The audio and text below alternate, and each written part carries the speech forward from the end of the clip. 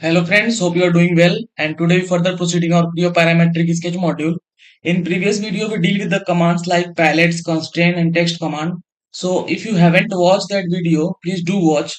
The link of that video I will provide in the description box of this video. So please do watch all the previous commands क्योंकि जितने भी command हम discuss कर रहे हैं sketch module में वही सेम कमांड हम यूज में लेने वाले हैं। जब पार्ट मॉड्यूल को डिस्कस करेंगे इसका सेकंड मॉड्यूल, तब वहां पे हम इसको यूज में लेंगे।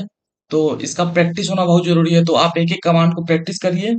और आज के वीडियो में हम डिस्कस करेंगे corner command, rotate resize command and modify command. So let start with the first command, that is corner command. तो कॉर्नर एक्चुअली क्या होता है, वो शार्प कॉर्नर क्रिएट करने के लिए होता है।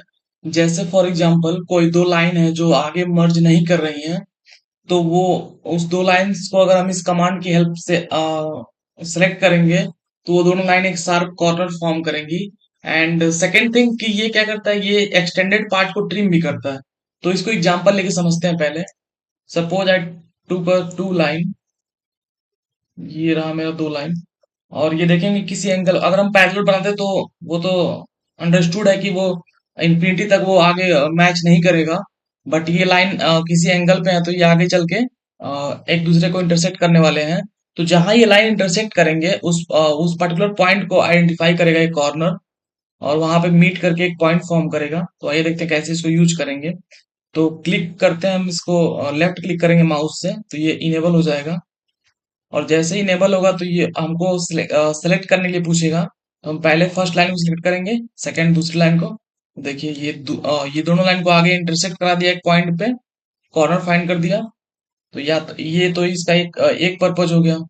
सेकंड पर्पज क्या है, सपोज हमने दो लाइन लिया और दोनों लाइन एक दूसरे को इंटरसेक्ट कर रही है किसी पॉइंट पे, और हमें ये एक्सटेंडेड पार्ट हमें रिमूव करना है। तो ठीक है, हम डिलीट सेगमेंट से हम यूज करके डिलीट कर सकते हैं, लेकिन इस पर्टिकुलर कमांड का हम कमांड के यूज से भी हम कर सकते हैं।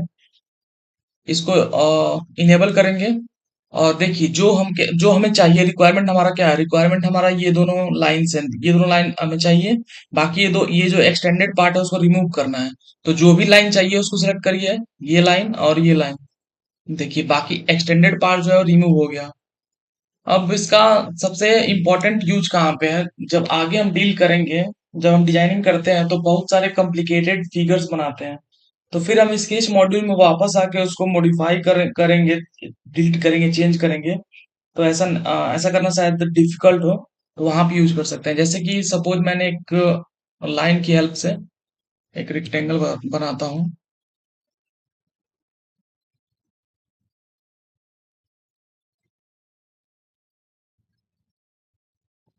सपोज ये हमारा रेक्टेंगल है और बाय मिस्टेक हमारा ये पोर्शन छूट गया, ये पॉइंट इस पॉइंट से मैच नहीं करा मैंने।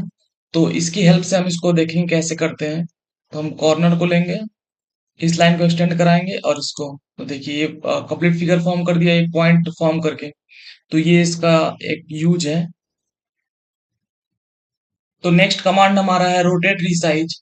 तो जैसा ये नाम शो कर रहा है, रोटेट एंड रिसाइज, इसका मतलब हुआ ये किसी फिगर को रोटेट करने के लिए, एंड रिसाइज मींस उसको इनलार्ज और स्मॉल करने के लिए यूज करते हैं। सपोज हमें कोई कंप्लीट फिगर को साइज कन्वर्ट चेंज करना है, तो आइदर मैं पार्ट बाय पार्ट उसके एक एक एंटिटी को चेंज करूंगा, या फिर कंप्लीट फिगर को ही सेलेक्ट करके स्मॉल कर दूंगा या फिर इनलार्ज कर दूंगा।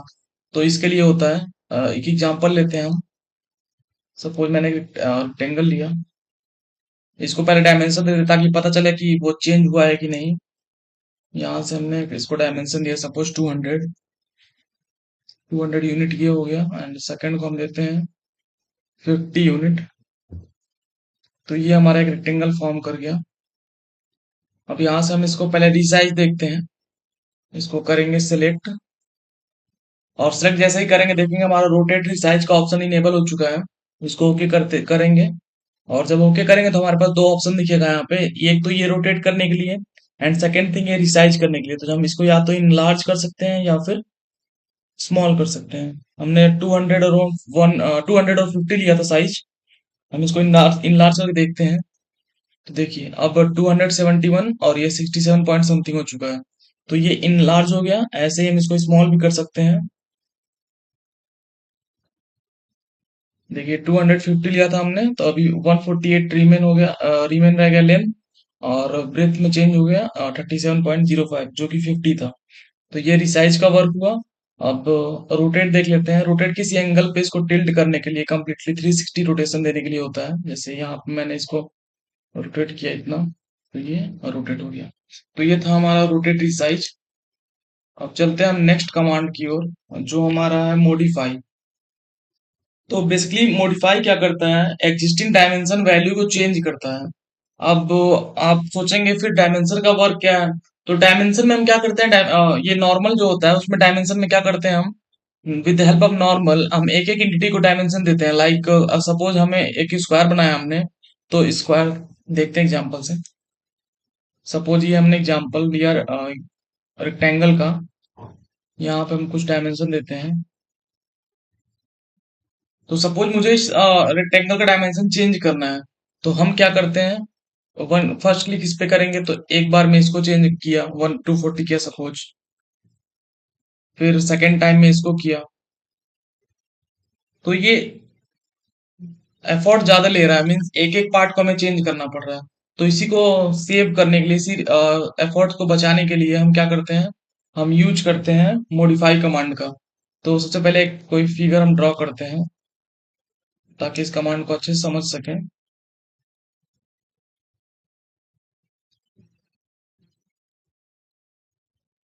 सपोज ए रेक्टेंगल, एक सर्कल और एक इलिप्स ड्रॉ करते हैं। बाकी का पार्ट डिलीट करते हैं।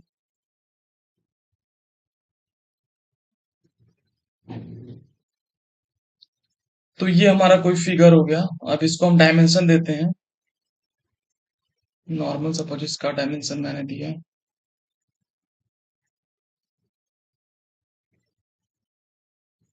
सिमिलरली इसका, और लास्ट इस इलिप्स का माइनस देते हैं। तो ये हमारा कुछ, ये हमारा 3 डायमेंशन हो गया। अब सपोज हमें इस डायमेंशन को चेंज करना है, तो हम क्या करेंगे, फर्स्ट या तो फिर एक एक डायमेंशन करके हम चेंज करेंगे। किस फर्स्ट या तो लाइन वाले और रेक्टेंगल वाले ब्रेथ को चेंज करेंगे, फिर या तो उस रेडियस को चेंज करेंगे, या फिर इस इलिप्स के एक्सिस को चेंज करेंगे। तो ये कॉम्प्लिकेटेड हो जाएगा। तो इस पूरे को मॉडिफाई करने के लिए हम मॉडिफाई कमांड का यूज करते हैं। तो हम पहले इसको करते हैं सिलेक्ट। ये हो गया पूरा फिगर सिलेक्ट। अब हम जाएंगे मॉडिफाई ऑप्शन पे। तो देखिए जैसे ही मॉडिफाई ऑप्शन पे जाएंगे हम, तो हमारे पास जितने भी वेरिएशंस हैं उस सब सारे सारे का डायमेंशन शो कर देगा यहाँ पे। सपोज हमने क्या क्या ले रखा है, लाइक ये लाइन, ये लीनियर डायमेंशन है, ये रेडियस डायमेंशन है, ये भी रेडियस डायमेंशन है इसका, इस इलिप्स का। तो ये 3 आ गया। ऐसे ही कॉम्प्लिकेटेड फिगर्स होंगे तो हो सकता है मे बी आपके पास 10-12 डायमेंशन हो, या फिर 40-50 डायमेंशन हो, तो वहां पे ये वर्क करेगा। अब सपोज यहाँ से हम जब चेंज करेंगे, सपोज मैंने इसको 100 कर दिया, तो यहाँ पे देखिए 100 हो गया ये। ऐसे ही यहाँ पे ये इंक्रीज डिक्रीज का दिया हुआ है, वेरिएशन करके हम देख सकते हैं फिगर में क्या इम्पैक्ट हो रहा है। ये समझ लीजिए वॉल्यूम बटन की तरह है, वॉल्यूम इंक्रीज करना डिक्रीज करना। तो ये लीनियर के लिए हो गया। सेकंड यहाँ से देखेंगे तो क्या इंक्रीज हो रहा है, ये ऊपर का जो वो सर्कल लिया था हमने, वो इंक्रीज डिक्रीज हो रहा है। थर्ड थिंग क्या है, ये इसको चेंज कर रहा है, किसको, इलिप्स को। ऐसे हम कर सकते हैं इसको, और ओके करेंगे तो ये हो जाएगा। तो ये था मॉडिफाई, जिससे हम पूरे पूरे डायमेंशन को एक साथ मॉडिफाई कर सकते हैं।